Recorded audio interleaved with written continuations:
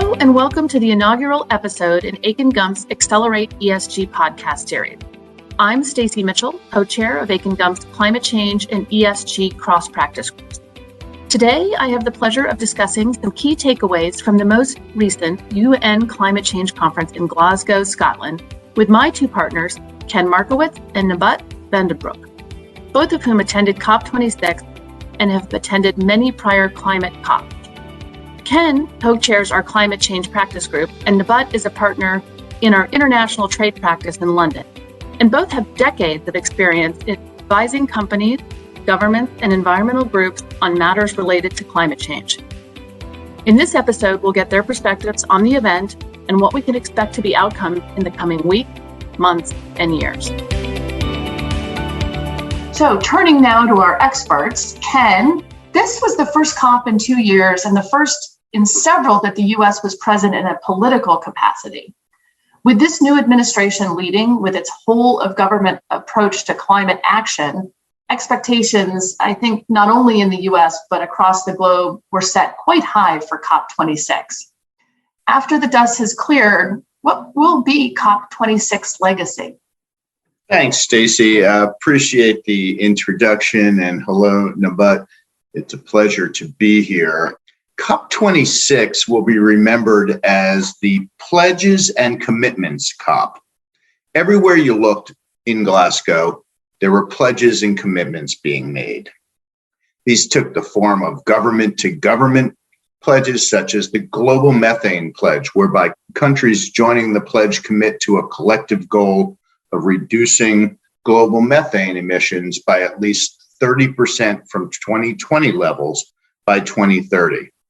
There were also other government-to-government examples, like the Clydebank Declaration for Green Shipping Corridors, supporting the establishment of at least 6 green corridors by 2025, such as zero-emission maritime routes between 2 or more ports, and the Global Forest Pledge, which will provide $12 billion for forest-related climate finance between 2021 and 2025. We also saw a lot of public-private sector joint commitments, such as the Agriculture Innovation Mission for Climate, focused on increasing investment to underpin the transformative climate action in the agriculture sector in all countries, with government-inspired in all countries. To the government-inspired commitments by the private sector, such as the First Movers Coalition, accelerating innovation in 8 sectors, including steel, trucking, shipping, aviation, cement, aluminum, chemicals, and direct air capture. And this is just to name a few. But holding the signatories to all these pledges and commitments accountable is the hard part.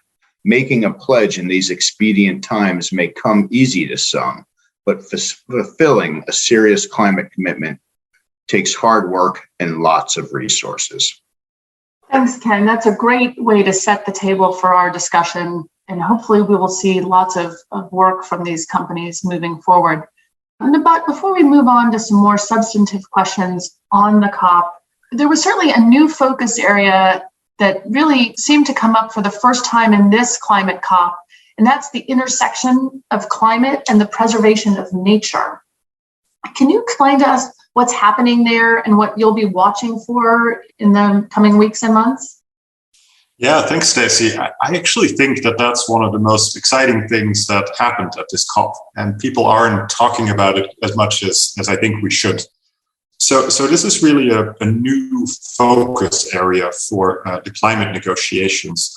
And I think you and Ken and the rest of the team actually recently summarized this quite well in a report that you published a couple of days ago.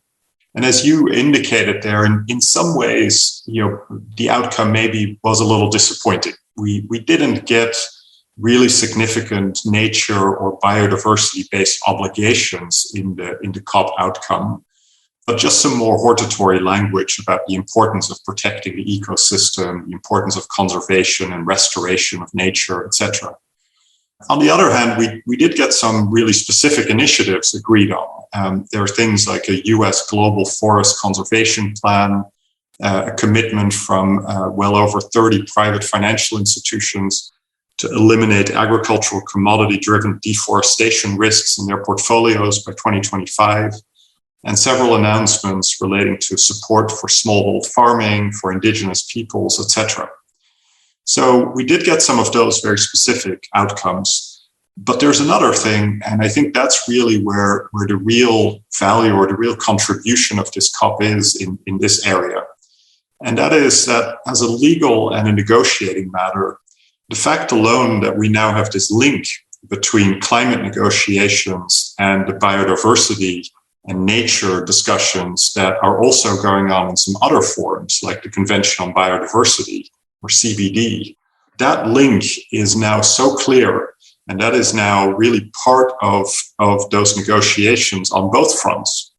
And so the CBD is the most interesting piece there, because actually we are right in the middle of another COP, COP15, which is the Conference of the Parties, sort of the ministerial meeting of the CBD parties. And that actually is taking place in a couple of parts. Some of it took place actually over the past couple of months virtually already.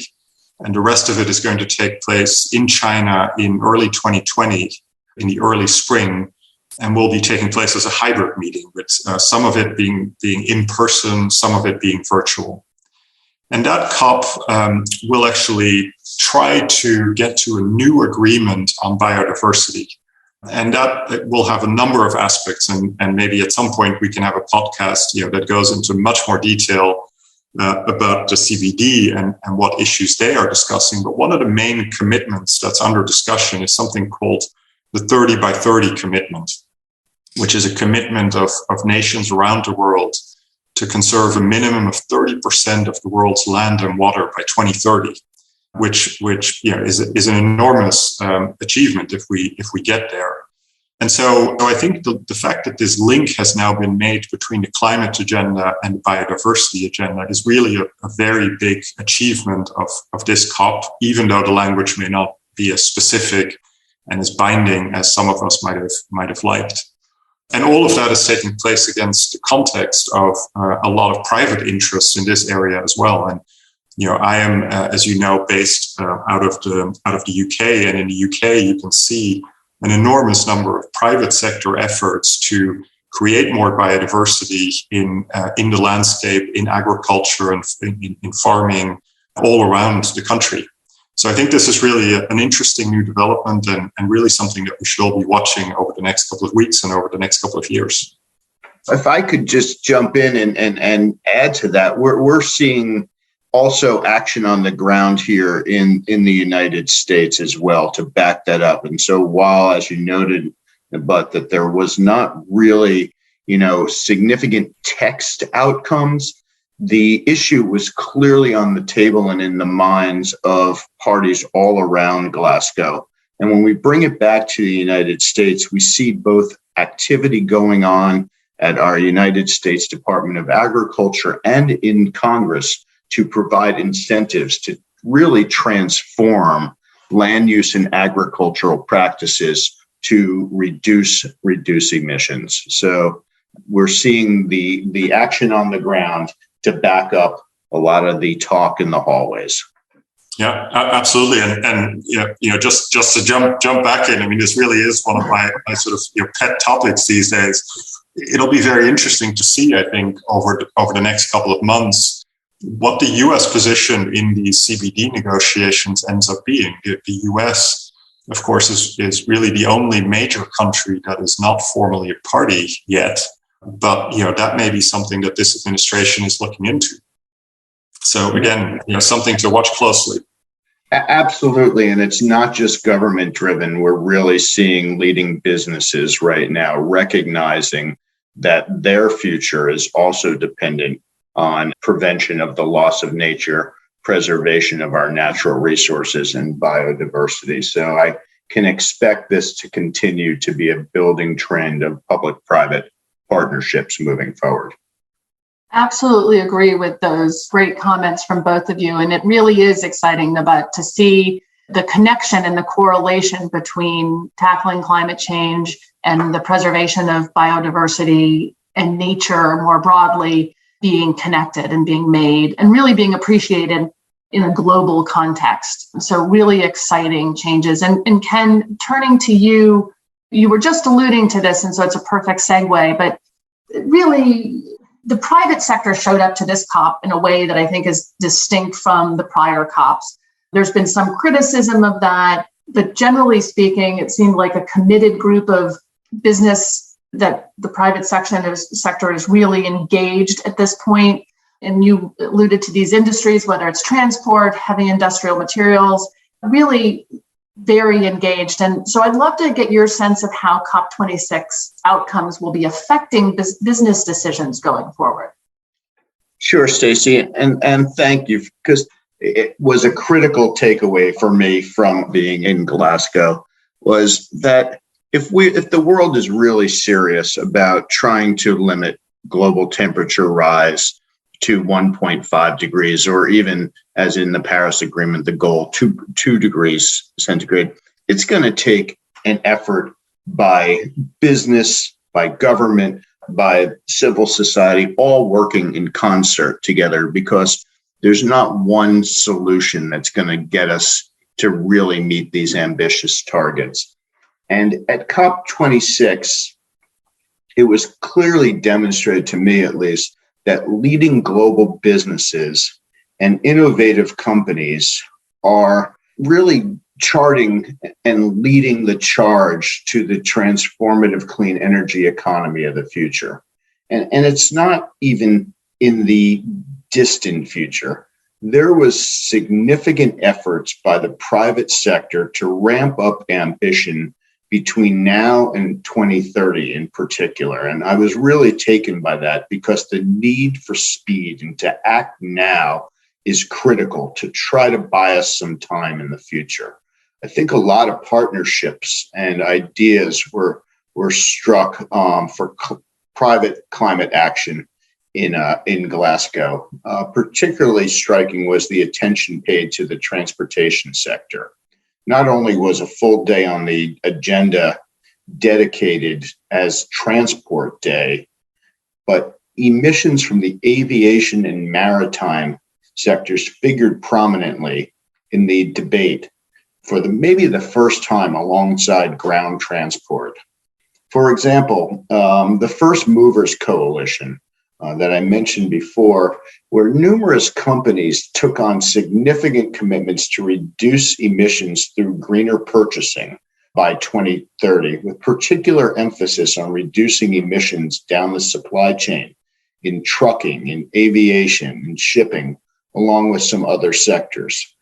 Also, there was really a constant theme that was emphasized both by the private sector and governments on the need to accelerate a move towards sustainable aviation fuel, along with other alternative propulsion sources for large ocean-going vessels. I can see real progress being led by the private sector in these two areas, particularly over the next 5 to 7 years. And finally, the emphasis on short-lived climate pollutants at this COP will have lasting impacts on business. The short-lived climate pollutants in particular, methane and HFCs, and the national commitments to accelerate the reduction of these pollutants, I believe will lead to transformative changes in the oil and gas and agriculture sectors, and in the way the world cools buildings, peoples, and products. So I think that will really make some profound changes to the way business views a multiple basket of climate pollutants and takes action. Thanks, Ken. And, it is exciting that business and the private sector have really engaged wholeheartedly on this topic. And it is exciting to see that for sure. But, if we think about what the negotiations are, they are international negotiations by national participants. And, when you talk about the pledges and commitments that were made, there's always a concern that those can be undermined by changes in government or, some other sort of lack of accountability. Keeping in mind that we are seeing this engagement from the private sector, What are some of the keys to making efforts to make that the outcomes of Glasgow meaningful and durable? Well, Stacey, I think it really goes back to governance and building in systems of accountability, transparency, and environmental integrity from the start. So all these pledges and commitments, those that are signed on to these, how are you really going to measure and manage progress against these commitments? One thing to consider is building into a clear set of indicators to account for progress on the delivery of the resources and the actions that we're committed to, whether it's by government actors or the private sectors. This will require transparent systems for measuring and reporting on outcomes, not only on the climate benefits, but also with regards to the societal and community benefits of these actions and the potential impacts, once again, on biodiversity and the preservation of our natural environments. These co-benefits of climate action were really all on the table at COP26, but without accountability for the pledges and commitments, much will be lost. And as we think about establishing systems for measuring and managing performance, it's very important to also consider setting interim milestones and targets so that we can maximize the impacts of the actions on our climate systems and in delivering co-benefits. It's really what's under the complete curve between now and our endpoint, not just meeting an endpoint and turning off the switch at a point in time in the future.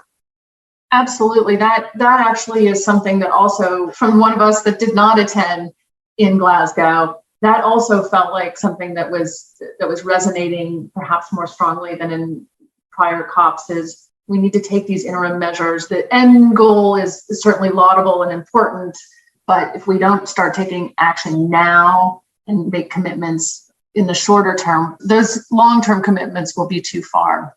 But I want to pivot a little bit and come back to you, because for our clients, obviously, we look at negotiations like the COP, not just in the technical, substantive way, looking at what the text is and the like, but we also help them place these negotiations in a broader geoeconomic context.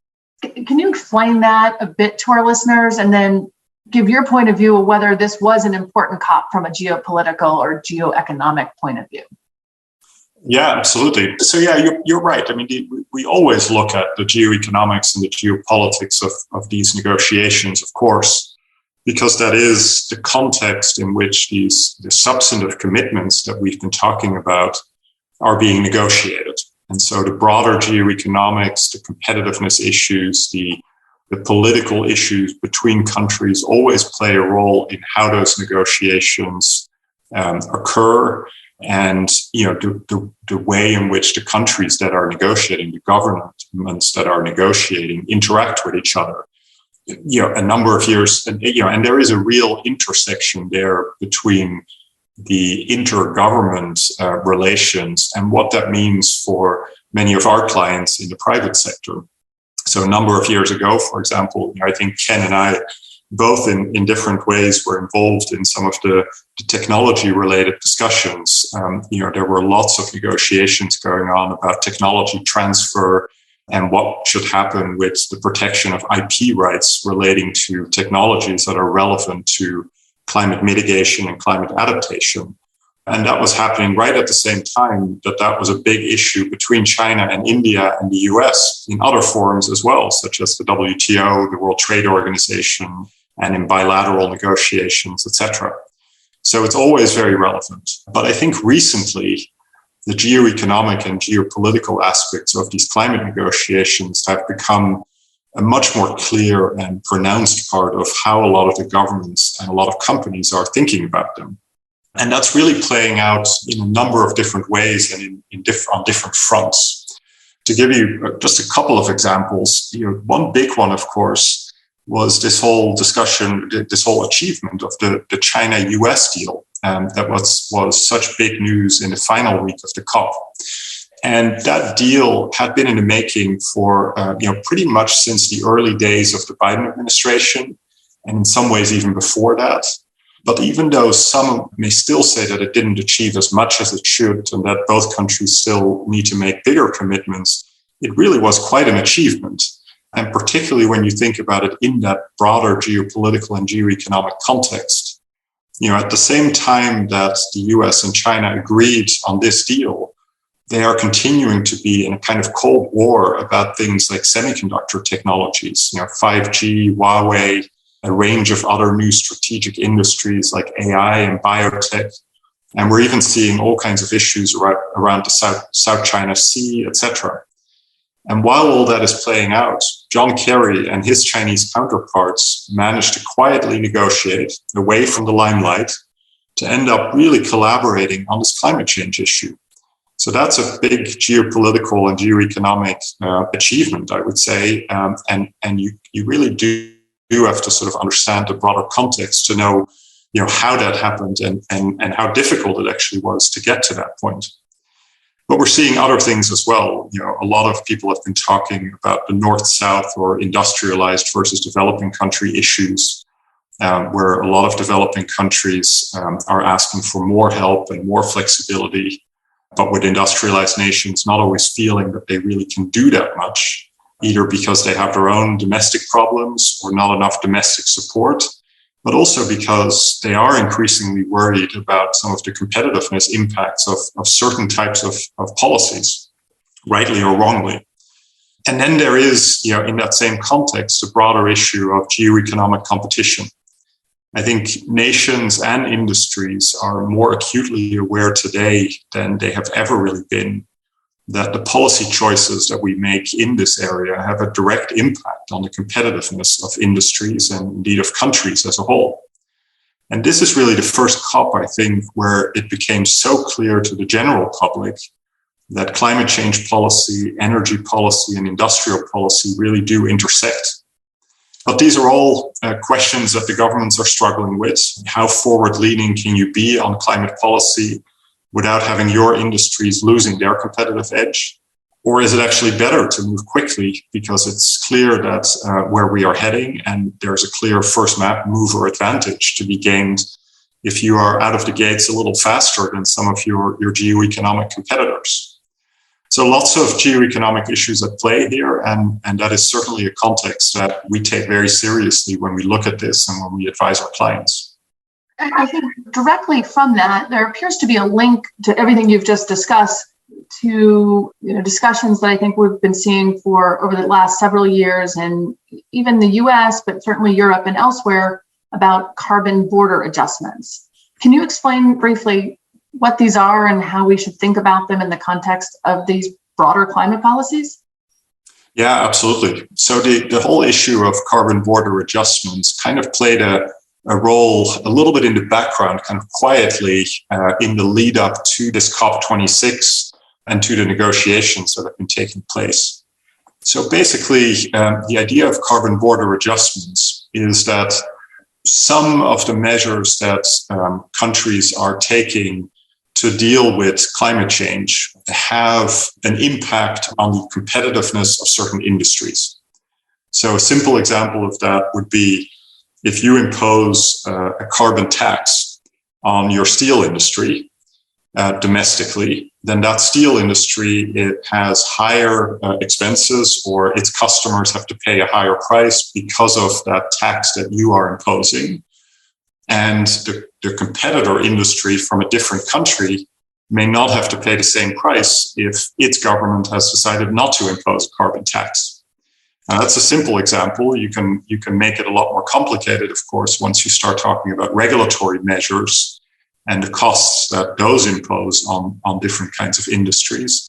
But that's the basic idea. You've got a competitiveness impact from certain types of pricing and other measures that governments take relating to certain industries.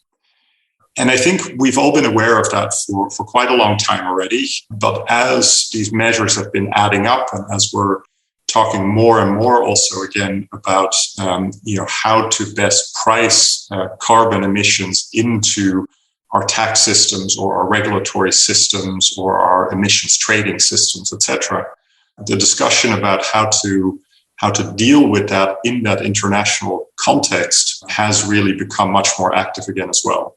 And so what we've seen over the past year and a half, roughly, is first the European Union coming out with a proposal to impose a carbon border adjustment, or CBAM, which really would be a kind of import tax, if you will, that foreign companies, foreign importers would pay when their products are entered into the European Union, into the EU market, to level the playing field with domestic EU industries that are already paying through the emissions trading system. And there are obviously exceptions to having to pay that carbon border adjustment. And those exceptions are available for companies that are based, that are exporting out of countries that have equivalent types of measures in place, or for companies or sectors that can show that actually they have taken appropriate steps to limit their emissions, and as such should be treated the same as the domestic industries. But so the carbon border adjustment is really that additional price, or that additional import tax, you could say, that is imposed on imported products to try to level the playing field with domestic products that are already subject to a significant carbon price. The same kinds of developments we've started seeing in other countries. A couple of weeks after the European proposal, there was a legislative proposal in the US as well for a similar type of measure, but actually based off of a broad range of regulatory measures that the US is imposing, both federally and at state level, and trying to adjust for that at the border. And then we're seeing other countries discussing potential carbon border adjustments as well. Canada, we've seen some discussions in the UK, we're seeing some discussions in various countries in Asia, the Asia Pacific region, etc. And this really has started playing a role in the context of the broader climate negotiations as well, because one of the things that it does is it kind of forces countries that are not yet doing their part to think carefully about the potential impact that can have on their industries, because they can no longer be free riders if there are carbon border adjustments available or imposed in the big economies around the world, particularly the European Union, the US, and a couple of other big economies. So that's the basic background of what carbon border adjustments are and why they play such a big role here. Naboth, I thought that was a really great summary. And, really the bottom line is we're going to even the playing field to make sure that everybody's looking at and taking account of the climate impacts of the manufacturer of their goods, and that they aren't going to get the benefit because whatever country the facility is in is more permissive. So really a great summary. And my one question is, I understand that there may be some questions about the extent to which these border adjustments are legal under international trade rules. Can you explain that to us? Does it matter? And do countries actually care about these kind of policies, whether these kinds of policies are consistent with international law? Yeah. So let me take those as those two questions in turn. So first, there definitely is a set of real questions from a trade law perspective here. International trade rules basically prohibit countries from imposing additional taxes at the border that treat products from foreign sources differently, either among each other, between country A and B, or between those imported sources and domestic products. There are some exceptions to that, though, and one set of exceptions is for situations where you do that to adjust the effective price that is being paid for regulatory purposes, so sort of the regulatory cost, if you will, between an imported and a domestic product. In some instances, you are allowed to adjust for that, but it's a very limited number of instances. The other exception, and that's probably the most relevant one here, is an exception or set of exceptions for environmental and other public policy purposes. So if you're making these kind of adjustments at the border for a set of justified public policy purposes, such as the protection of the climate, then you are often, but not always, allowed to do that. Now, of course, the devil is in the detail here, and the real question is, are we being careful enough in how we are structuring these different carbon border adjustment measures that we actually fall within these exceptions? Or, does politics take over, and are we not quite careful enough? And do we get to situations where we're actually doing this in ways that are really protectionist and help our industries at the expense of foreign industries? So there are some real questions here. It gets technical pretty quickly, but I think the bottom line is there are real questions here. And because of how complex it is to calculate even what the price is that products or that different producers or different products are paying for carbon emissions, and how you then adjust for that in an accurate way for imports, because of how complex that is, it's actually really, really hard to do it in a way that is fully consistent with these international trade rules. Not impossible, but definitely quite difficult. Now, you asked the intriguing question, does it really matter? Do countries actually care about this? And I think the answer is yes. When we look at the discussions that have been taking place in Europe and in the US, both recently and in the past as well, these international trade rules and this question of consistency with them has really played a role in the sort of intra-government discussions about it. And companies have pointed out potential issues with these international rules in an effort to really make sure that the domestic systems that we're putting in place are as consistent as possible. Because if they're not, that creates a lot of uncertainty. The real risk here is that other governments who are negatively affected by these border adjustments decide to actually bring a government-to-government litigation against the EU or against the US when it imposes these kinds of measures. And we've already seen some threats. We've heard some murmurings about countries actually considering that option. And so, we really do need to take this pretty seriously. Well, that is heartening to hear, certainly. And I'm going to pivot back to you because I know we're running out of time, but another area that is of growing interest to our clients, particularly, but also was a subject of the COP, pertains to the voluntary carbon markets. Perhaps one of the biggest accomplishments from the conference is that the parties finally agreed to the rules to implement Article 6 of the Paris Agreement, which involves the market mechanisms towards achieving individual countries' reduction commitments, or NDCs, nationally determined commitments, and ultimately the goals of the agreement. How do you, without going into the nuances of them, because I don't think we have time in a single podcast for it, how do you see the new rules affecting the voluntary carbon markets? Thank you, Stacey. And, they're really, with great anticipation, one of the things still left on the table was coming up with rules for Article 6 regarding the market and non-market mechanisms. And the UNFCCC had tried several times to get the rules, the whole rule book for implementing the Paris Agreement locked down. And Article 6 was really an outlier. And finally, in Glasgow, they were able to achieve consensus on the rule book to clarify how countries will implement and account for international carbon markets under Article 6. And this is really reflected in two major decisions. One on Article 6.2, which provides guidance on the bottom-up bilateral or regional approaches involving the use of internationally transferred mitigation outcomes, or ITMOs, as they colloquially have become known.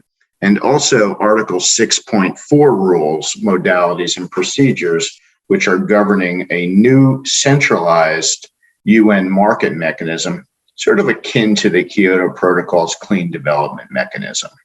And, these new rules really usher in an exciting new era of government-to-government cooperation through markets. And while the markets are not a solution unto themselves and are not going to be able to drive comprehensively the climate action necessary, they certainly can further scale up investment in mitigation and removal activities in areas that otherwise are not receiving proper attention or financing.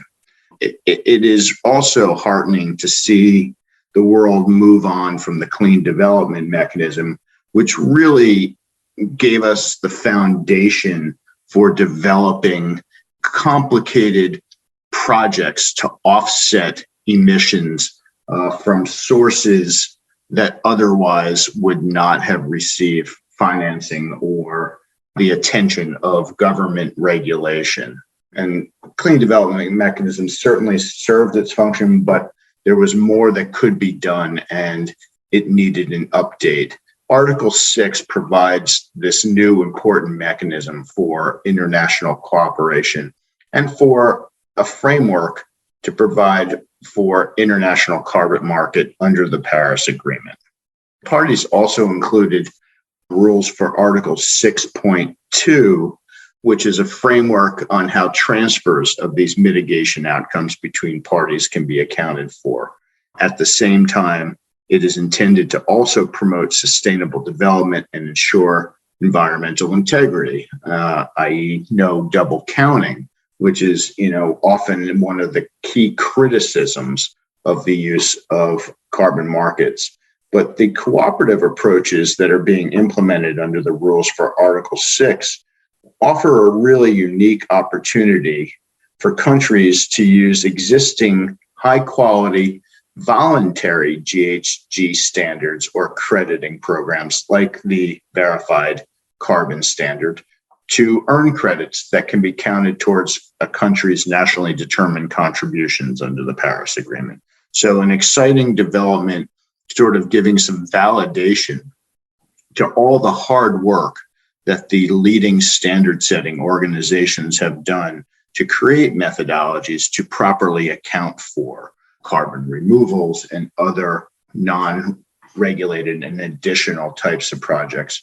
And finally, the rulebook really provides a good platform for scaling up the carbon markets across the globe. It's going to enable stronger linkages between country emission trading systems and create a new demand for a high quality of Article 6 compliant credits for trading in the voluntary carbon markets. And these actions taken into consideration with all of the organic work that's being done on the task force for scaling of voluntary carbon markets and other efforts are really going to more solidify the rules and modalities around the use of carbon markets and the way that they will be counted for in the international processes. Well, Ken and Naboth, I can't thank you enough for making the time today to give us a little bit of feel of how COP26 went and what we can expect in the coming weeks, months, and even years. And really, I think there's a lot to be hopeful about coming out of this COP. And I look forward to perhaps recording future podcasts with you, diving into each of these topics a little bit, even in a little bit greater detail. Thanks so much. Well, Stacey, thank you very much. And thank you, Naboth. It's been a pleasure having a conversation with both of you today and look forward to continuing this discussion. Same here. Thank you both very much. Accelerate ESG is presented by Akin Gump. It cannot be copied or rebroadcast without consent. The information provided is intended for a general audience and is not legal advice or a substitute for the advice of competent counsel. Prior results do not guarantee a similar outcome. The content reflects the personal views and opinions of the participants. No attorney-client relationship is being created by this podcast, and all rights are reserved.